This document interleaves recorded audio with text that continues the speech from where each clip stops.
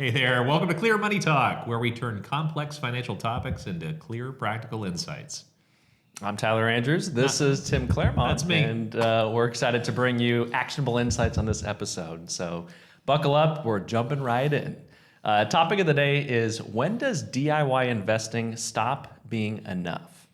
So on the surface, the episode is about DIY investing versus working with a financial advisor. But underneath, what's really going on? At what point does picking investments become less important than coordinating everything else around them? And that's what I wanted to unpack and talk about in this episode of Clear Money Talk, is when does that shift happen, where from what you're just doing, picking investments, building your own accounts, growing your wealth, not become enough any longer? And that's something that we get asked so frequently, is when should I reach out to an advisor? When does the value of an advisor outweigh what I'm just doing naturally with my own stuff? And I think we'll have a lot of good commentary for you on this stuff today. Tim, Cool. Do you have any instant thoughts, though? I think it's a great question. It's a great thought. One of the things I learned a long time ago is that there's three ways that people work with advisors or work with their money. There's do-it-yourselfers, DIY, which pretty much want to do everything themselves. Then you have collaborators, which are working together with other people and trying to make decisions together in that capacity. And then you have delegators, people who just want to say, hey, take over, handle this. I don't want to deal with it anymore. And we find that we work very well with collaborators and delegators when they're ready to turn over the reins to somebody else as a delegator, or share the reins with a financial advisor. The do-it-yourselfer is more of a mentality. It's oftentimes somebody who feels like no one can do it the way they do it. No one can do it as good as they can do it. No one can do it as cheaply as they can get it done. And the more specific you get in those mentalities, the harder it is to overcome those. So when you're facing you're facing this sort of decision, when is it time to consider bringing in another professional to assist you if you are in fact a do-it-yourselfer? It's oftentimes, I think, when you've transitioned to the point where you've said, I probably need a collaborator here, or I'm ready to be done with this, I need to delegate it. And that can come from a lot of different places. It can come because you have hit a certain level of assets where you feel like, man, if I really make a mistake on this, it's going to be catastrophic. I need to make sure that I have another set of eyes on this. That's oftentimes one of the lines in the sand. It can also come from realizing that there's other people that you care about in your life that you want to make sure are taken care of. And even if you're doing a great job, at some point, your ability to continue to do that job may change. And when it does change, who's your backup? Who's going to take care of things for your loved ones? That's another moment to give some consideration to. So a lot of thoughts come into my mind first as we consider this topic, but happy to unpack it. I think the most important thing is people have to be socially and mentally prepared for that transition to share the reins in a collaborative capacity, or delegate the responsibility to someone else.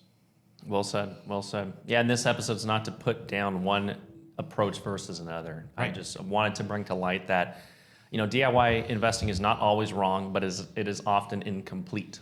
And what do I mean by that is that many people, listeners and otherwise, can open an account, can buy some index funds, and they can get started, right? You can start doing something, but it's not the same as having a full strategy, backing everything that you're doing, all the different moving parts of a financial plan that makes things cohesive, not only just short-term, but also long-term when we're planning for these different time horizons, if you will. So the question is not, can I do this myself? The question is, am I missing things that matter? And Tim, you just mentioned that, is like, when does that point come into play of saying, things have gotten too complicated or too sophisticated where I don't want to miss the things that I don't know, because we don't know what we don't know in life, right? And That's having right. that second set of eyes, or that other team of professionals, is where DIY investing can be enough when the situation is simple, but it often becomes less enough when life gets more complex. So, yeah, I think that you nailed it too when you say you don't know what you don't know. That's one of the biggest mistakes I've seen a lot of DIYers make. Again, there's nothing wrong with being a DIYer, no. But the point is, you only know what you know, and you don't know what you don't know. For example, I've been doing this now for almost 30 years, and between Tyler and I, we've been doing financial planning work and investments and insurance, professional strategies for, almost 40 years between the two of us. So Yep. we have a lot of experience, and the breadth and depth of that experience is hard to compete with as a DIYer if you've been doing things on your own on the side while also having a job, while also having a career, while also running a business or whatever it is you're doing. A common DIY demographic that we'll see is doctors. Doctors have a very high degree of intelligence. I totally respect that. It's extremely challenging to get to be licensed to become a doctor. There's a high threshold of skill and ability that you have to achieve in order to be able to be a doctor. A lot of times that intelligence comes with the belief that no one else can do things as well as them. And when it comes to managing your money, trying to be an expert at managing your money while you're also being an expert doctor, no matter how intelligent you are, you just don't know what you don't know. You don't have the experience and the breadth and the depth of learning in this industry. And so no one can really keep up with somebody who decides to make this their profession. Yeah. And that you just have to decide, when is it worth bringing that person in? When does that make sense? Yep. Let's talk about that now. I mean, the topic of our episode is, when does DIY investing stop being enough? So it usually stops being enough when complexity starts to stack up. So what does that look like? Good moments maybe to consider seeking outside guidance and outside counsel on this stuff might be any of the following things that I wrote down. Multiple accounts across different institutions. Maybe you got a bunch of old 401ks because you changed jobs frequently at the beginning of your career and you don't know what to do with them and how they all stack up and add up to what you're trying to do financially. Maybe you have stock options or other forms of equity compensation, RSUs, non-qualified stock options, incentivized stock options, all these different forms of equity compensation. Maybe you have those things. Maybe tax strategy is becoming more important because you're earning more and more every year, and trying to reduce your current tax burden is becoming more and more important to you. Maybe you're approaching retirement. Maybe you own a business. There's estate planning needs. The list goes on. And I'm not trying to inundate you with a list of things. I think if you're one of these people that have one of these items that falls into the category of being a more complex situation that might see value from outside parties. So, most people don't outgrow DIY because they suddenly forgot how to invest, right? They outgrow it because their financial life just gets harder to coordinate with everything else in their normal life has going on. Raising a family, being a career professional, trying to take care of yourself and your own mental and physical well-being, trying to enjoy life at the same time, trying to then be an expert of financial planning on top of that stuff, which is what Tim was mentioning just a minute ago. That is very difficult. That'd be like Tim and I saying, you know what? I'm not going to go to the doctor anymore because I'm just going to learn this stuff myself. I'm going to just geek out in the 4 hours a night I have in my own free time. And before you know it, I'm going to be better and smarter than a doctor that has been doing this for decades and does it every day of their life. It's just not possible. And I think, and especially, I think that the risk is even greater today than it ever has been before of feeling unsafe, believing you're safely convicted in your DIY mentality because of AI. With artificial intelligence in its current place, it's easy to think, I can do this myself and I'll just double check with AI. Frankly, I think AI is one of the best resources you can use to say, hey, should I be doing this myself? The answer is likely to come back a lot faster than you think. No, you probably shouldn't. You should probably be working with a professional at these levels of complexity. And I think that a lot of times we believe we can figure things out on our own, but again, we don't know what we don't know, and the complexity of your circumstances it's real. We think of the 6 principles of financial planning, which we could touch on that, and when you think about the complexity of those 6 things, having somebody who's keeping an eye on all of those elements is really important. And for you to try to be able to do that yourself, in addition, part-time while you're doing something else, is it would be challenging. And we also have the 6 colors of investment products that we work with, and all the different kinds of investments that exist. And when you think about those 6 categories of financial planning and the 6 different types of investment accounts that are out there, that's a lot. It's a lot of stuff. And I didn't know this stuff 30 years ago when I was 21 years old, right out of college. It's taken me almost 30 years to learn this stuff, and it's really hard to catch up to that if you're doing DIY. Yep. Well said. Another thing I'd love to talk about with you, Tim, which I think a lot of people, I don't want to group people, but I think a lot of people do get this assumption wrong, is that the real value of a financial advisor is not just investment selection. So a lot of people think, okay, my advisor's just sitting there at their desk all day looking at stocks and mutual funds and ETFs and bonds and privately traded investments and all this stuff that we recommend, and that's what they're doing every day, and they're telling me what to buy, when to buy, what to sell, when to sell. That's a big aspect of what we do, but it's not everything, and it's not the entire picture. And you shouldn't be valuing the value of a relationship with a financial advisor just based on fees, which is where a lot of DIY investors spend the majority of their time. They're looking at their investments and they're looking at their fees, what they're paying in fees, and trying to reduce the fees and the rate of return. And although that is a significant importance in financial planning, it's not the entire picture, right, Tim? There's so much more that goes into it. And if you do that and you only focus on those things, you're missing so many other critical components of financial planning: behavior, tax awareness, risk alignment, retirement income planning, prioritization of different things. What should I do first, second, third, fourth? And just avoiding those expensive, costly mistakes that once you do it, there's no Uno reverse card and you can undo it. It's done. And all of those things is where sometimes paying fees can outweigh the cons of those fees with the money and value that's being saved elsewhere. Mm-hmm. Yeah, no, you're spot on. I'm distracted by the Uno reverse card now. I feel like I need to play Uno or something like that. No, anytime, man. Anytime you want to. There isn't a do-over button. Yeah, you just don't have that option when you make a mistake. You know, it's funny. I remember when I was first thinking of what is it that all of our clients have in common that drives them towards wanting to work with us. I was asking myself that question about 20 years ago when I was about 10 years in the business, and the answer initially came back is like, oh, they're worried about running out of money. And yeah, that is a huge concern for a lot of our clients, but it's not the biggest concern for all of our clients. There's a handful of clients that have plenty of money. They're not worried about running out of money, and they're still some of our most significant clients. So what are they worried about? Why do they work with us? Why don't they do it themselves? The answer is they're worried about making a mistake with their money. See, the bigger the amount of money you have, the more complex your situation is, the more likelihood there is that you're going to make a mistake.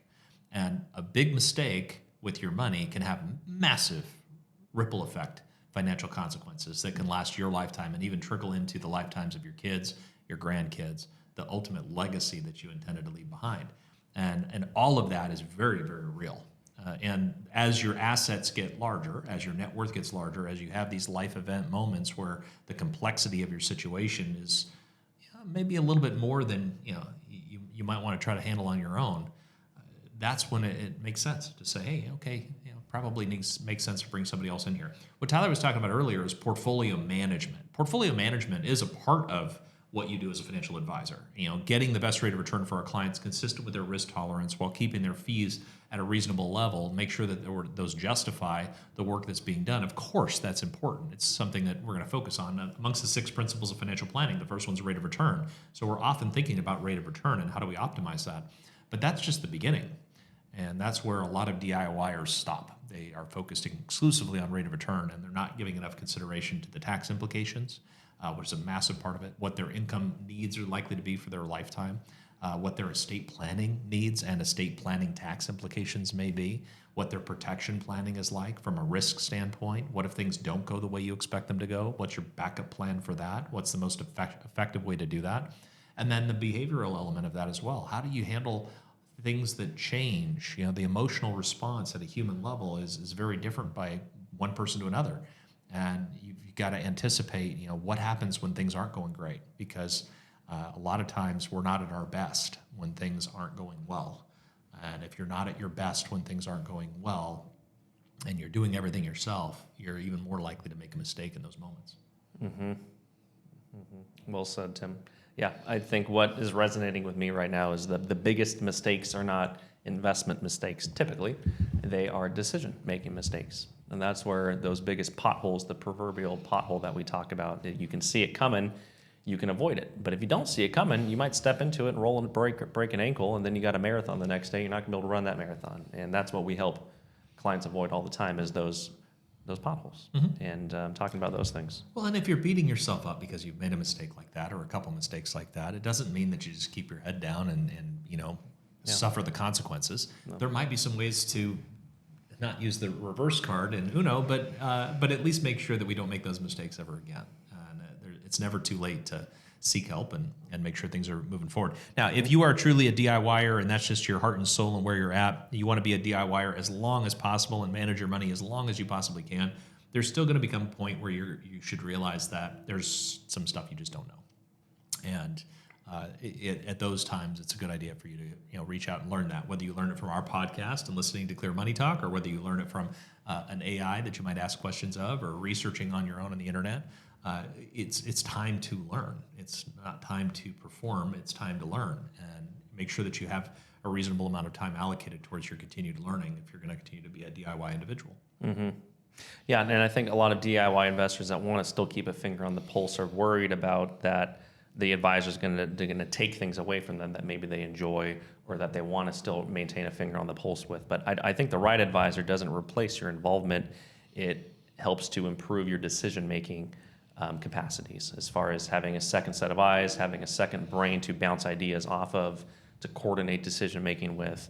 And that's where a lot of DIYers that maybe once were DIYers can become collaborators over time, is that understanding that they can't know everything and they won't know everything because there's so much going on, and having that involvement of somebody else can add a lot of value. I mean, frankly, the majority of our clients don't just say, I trust you, do everything. I don't really care. Most of our clients are like, you know what? I want to know what's going on. Explain things to me. They might not say lift the hood of the car and show me how the engine works, but they say, tell me how the car gets from A to Z, and then they're sufficient with that. And that's where coordination of working with the counsel, whether it's a financial advisor in financial planning or working with counsel in the legal capacity, an attorney, maybe working with your tax professional, CPA, having all those different puzzle pieces in place to work with professionals in those categories is so important. So it isn't just isolated to what we do. So many other areas of life too. Yeah, that's fair. And I think that if you're looking for a quick little bottom line on this, I'm sure we'll get to it in the Just the Answer, but the question is when should I stop being a DIYer, right? And if you're looking for a number, you want a number like, well, what level of assets should I stop being a DIYer? What level of income should I set? Let me give you those numbers. Like in my mind, if you have $1 million or more of assets, you should probably not be a DIYer anymore. You should probably be working with somebody else. That's a significant amount of money, and you want to make sure you don't screw up. So $1 million or more, I would highly suggest that you seek assistance. The second scenario is if you're at a high income level, if your income is, let's say, $300,000 a year or more, regardless of where your net worth is at, you have the opportunity to build a significant amount of net worth. And so I would argue that if you are making $300,000 a year or more, you should also probably not be a DIYer. You should probably work with somebody who's going to help you keep your taxes at the legal minimum and help you build your wealth. And at those levels, I suspect that you're going to find that working with the right advisors is going to move the needle in a significant way. And I don't know any advisors that whatever they cost you, you should earn that either in additional earnings or avoiding losses that you would have otherwise incurred. And that's how you see the purpose of working with a financial advisor, at least one of the purposes of working with an advisor. Yeah, I mean, cheaper is not always better with anything in life. I hate buying something and then it breaks really quickly, and then I got to buy it again, and then it breaks quickly again, I got to buy it again. By the end of the day, I've spent more on replacing it than if I just spent more money up front and then got a solid product that I can just stick with and retain for a long period of time. And I feel like the same goes with DIY investing and working with a financial advisor. Find that good person first, and then you never have to leave them. If they're solid, they continue to earn your business every year by giving you value and helping you save money and increase your net worth and reduce taxes and all those things that we're talking about. I think cheaper is not always better, although sometimes it can be. I think for a lot of times that's not the case. Yeah, cost effective. We try to get taxes to the legal minimum. We try to get fees down to the minimum sustainable fee level for our clients based on what their objectives are. And there are a lot of different ways to invest. Some investments actually have much higher fees that might be above 3% per year. Other investments have absolutely no fees, literally with no cost to the client. And that may be a shocker as well. How does that work? I'm just saying it does. There's different choices out there, and what you choose to invest in ultimately has a different cost structure when you analyze your different options. And there are ways to work with advisors in certain circumstances where you don't have any fees, and the advisor is still getting compensated. And that's something that a lot of people don't even know about. Yeah, I'm actually happy you brought that up. There is a lot of people feel that barrier to entry to working with an advisor is not for them because they feel like they won't qualify. And I will say we are very well connected in the industry of what we do. I mean, Tim, you know thousands of advisors across the world, and there are so many advisors that specialize in different things and have different fee structures to retain and attract different types of clients that, based on your situation, whether you have a very small amount of money to work with or a very large amount of money to work with, or if you don't want ongoing fees, you just want to pay a flat fee or whatever it is, there is an advisor out there for you. Now, it might not always be the easiest to find them, but they exist and they can fit what you're looking for all those different parameters. So if you feel like, you know what, I don't have enough money to invest with an advisor, there's an advisor out there that will take you on as a client because they're probably hungry for new clients. Maybe they're new to the industry, but they have a lot of value to add because they're just sharp and they're intelligent. And if you're a very sophisticated investor and you have a lot of assets, you want to make sure that every last penny is being prioritized. I mean, that's the type of stuff that we do, and there's a lot of advisors that have that level of sophistication and experience and other factors that will maybe fit the bill better for your situation. So don't use the excuse that you can't find somebody to take you on or you can't find somebody that works well for you, because they do exist. They're out there. Yeah, well, and I think even a lot of people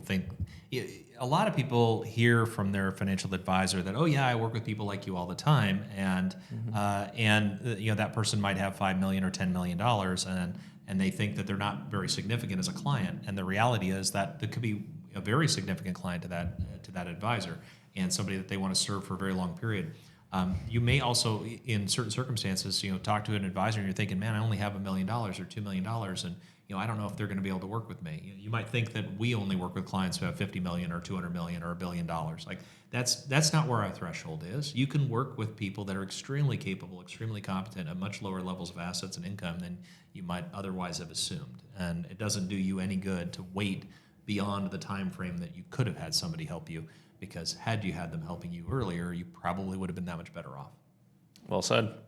Well said. You want to do the just the answer? Yeah, I think we're at a good point to go just the answer here. I'm trying to think if there's anything else I can add, but I feel like the listeners probably get it at this point. I think so too. Yeah. I feel like I've been hammering on the listeners. Ultimately, genuinely, maybe you are really talented at doing the DIY stuff. Like that's okay. There's just a whole lot of other aspects to your financial planning, and just make sure you're not neglecting those.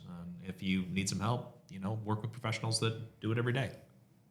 That's it. All right, let's go into the just the answer. As always, the full episode of the version of the episode is so much better, and has a lot to unpack. I'll or reverse what I just said there. Listen to the full episode version. But for just the answer, if you just want the bottom line answers here, we talked about when does DIY investing stop being enough. DIY investing often stops being enough when your financial life becomes more complex than your portfolio. For some people, managing investments on their own works well when life is simple and the strategy is straightforward. But as things like taxes, retirement timing, business ownership, concentrated stock, estate planning, or multiple financial goals start to build up and stack up over time, the challenge becomes less about picking investments and more about coordinating decisions. That is where outside guidance can become very valuable. And that's what Tim and I talked about in the full episode version of this podcast. Not because you're incapable of doing it yourself, but because the cost of missing something important can grow as your life becomes more complex. How'd I do, Tim? That's pretty good. Yeah. Did I miss anything? No, I think, in a nutshell, if you have over $1 million and you make over $300,000 a year in the United States, you should probably have an advisor. And if you're still a DIYer and you're at those levels, it's probably time to give yourself a solid look in the mirror and say, do I also cut my own hair? If you cut your own hair, okay, good on you. I can't cut my own hair. At some point, you got enough hair going on. You need to figure out how to get somebody to cut it right. And that's what happens when you have enough money coming in as well. The mistakes you make with larger amounts of money are much bigger mistakes.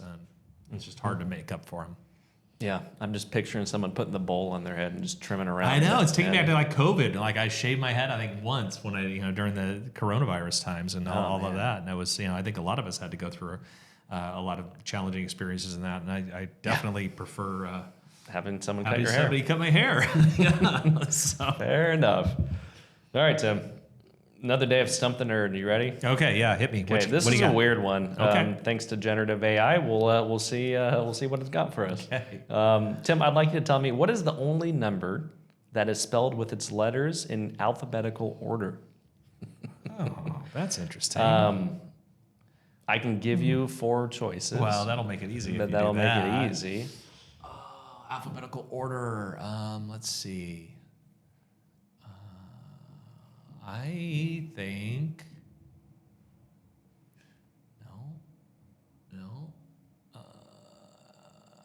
no. I'm going through them in my head. I know you were. Got to put a timer on Not this, man. reverse alphabetical order, like alphabetical. Yeah. Nope. No. Shoot. If you're a listener seems like and a you, really you know long it, one. just scream it out at your screen right now as you're 8? listening. Is that A, B, F, G, H, no I, T? way. Yeah. 8. Alphabetical, right? Or is it A, B, C, D, E, H, I, J, K, L, M? You already missed the I G. missed the G. Yep. Missed the G. Gosh, dang it. Yep. Yeah, no, I don't know, man. Nothing. I'm That's not fair. I'm not It's a tough one. Yeah. It's a tough one, but I thought it'd be fun. The answer is 40. 40. F-O-R-T-Y. Well, that would have taken me a long time to get Yeah. to. Yeah, So- yeah. Okay, all right, that's Yeah. fair. Yeah, well, it wasn't 1 through 10. I already No. went through all those in my head. No. No, 40. Okay, all right, good to know. So it's fun, and at first glance, one answer may seem obvious, but the right answer depends on noticing something deeper in the structure. That is a lot like DIY investing. The surface level choices may seem manageable, but the real value often comes from seeing what is happening underneath. Solid choice. Like an You like eye that? that's out of place and number 8 that doesn't work. So Exactly. should have seen that. It's not bigot. So all Yeah. right. So, 40 it is. Thank you for joining us for Stump the Nerd. Yeah. Clearly the nerd got stumped, and that was killing me. So Yeah. appreciate the insights. You bet. And thanks for joining us on Clear Money Talk and spending your minutes with us today. I hope you had a great time. If you like the show, if you like listening to us on Clear Money Talk, please hit that subscribe button. If you're watching us on YouTube, and feel free to share us with anybody else that you think would benefit from the insights and the knowledge that we give away freely, which That's right. happy to do. That's right. Yeah, we hope to see you on future episodes. If you haven't gone back and listened to older episodes that are on the YouTube and Spotify and Apple Podcasts, there's a lot of good stuff on those episodes too. So if you're enjoying these new ones that we're releasing, give those other ones a listen. And like Tim said, give us a subscribe and share with others if you're finding value in the episodes. Thanks for joining us on Clear Money Talk. Until next time. See you soon.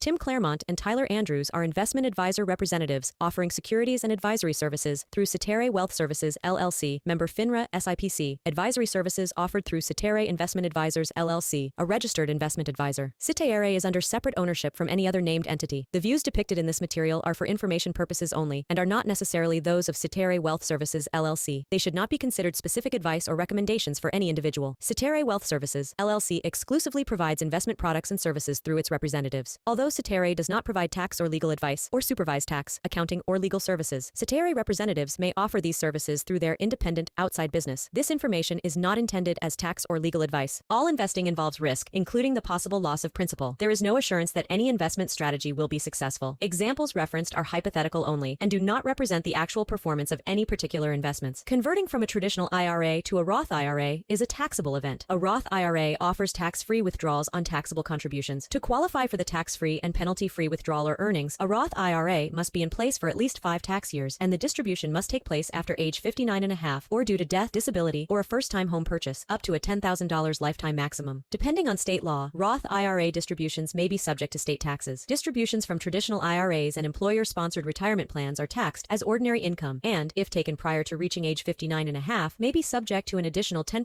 IRS tax penalty. Investors should consider the investment objectives, risks and charges, and expenses of mutual funds and ETFs carefully before investing. The prospectus, which contains this and other information about the funds and ETFs, can be obtained directly from the company or from your financial professional. The prospectus should be read carefully before investing or sending money. A diversified portfolio does not assure a profit or protect against loss in a declining market. Dollar cost averaging will not guarantee a profit or protect you from loss, but may reduce your average cost per share in a fluctuating market. Investors cannot invest directly in indexes. The performance of any index is not indicative of the performance of any investment and does not take into account the effects of inflation and the fees and expenses associated with investing. Although it is possible to have guaranteed income for life with a fixed annuity, there is no assurance that this income will keep up with inflation. There is a surrender charge imposed generally during the first 5 to 7 years or during the rate guarantee period. There is a surrender charge imposed generally during the first 5 to 7 years that you own the contract. Withdrawals prior to age 59 and a half may result in a 10% IRS tax penalty in addition to any ordinary income tax. The guarantee of the annuity is backed by the financial strength of the underlying insurance company. Investment subaccount values will fluctuate with with changes in market conditions. An investment in a variable annuity involves investment risk, including possible loss of principal. Variable annuities are designed for long-term investing. The contract, when redeemed, may be worth more or less than the total amount invested. Variable annuities are subject to insurance-related charges, including mortality and expense charges, administrative fees, and the expenses associated with the underlying sub-accounts. Investors should consider the investment objectives, risks, and charges and expenses of the variable annuity carefully before investing. The prospectus contains this and other information about the variable annuity. Contact Clear Financial Partners at info@clearfp.com or 503-579-1000 to obtain a prospectus, which should be read carefully before investing or sending money. The cost and availability of life insurance depend on factors such as age, health, and the type and amount of insurance purchased. Before implementing a strategy involving life insurance, it would be prudent to make sure that you are insurable by having the policy approved. As with most financial decisions, there are expenses associated with the purchase of life insurance. Policies commonly have mortality and expense charges. In addition, if a policy is surrendered prematurely, there may be surrender charges and income tax implications. The target date of a target date fund may be a useful starting point in selecting a fund, but investors should not rely solely on the date when choosing a fund or deciding to remain invested in one. Investors should consider funds' asset allocation over the whole life of the fund. Often, target date funds invest in other mutual funds, and fees may be charged by both the target date fund and the underlying mutual funds. The principal value of these funds is not guaranteed at any time, including at the target date. Cetera does not offer any direct investments, endorsements, or advice as it relates to Bitcoin or any other cryptocurrency. This is for informational purposes only. Bank certificate of deposits are insured by an agency of the federal government and offer a fixed rate of return, whereas both the principal and yield of investment securities will fluctuate with changes in market conditions. Clear Financial Partners is located at 15573 Bangui Road, Suite 100, Lake Oswego, Oregon 97035. For more information, please call us at 503-579-1000.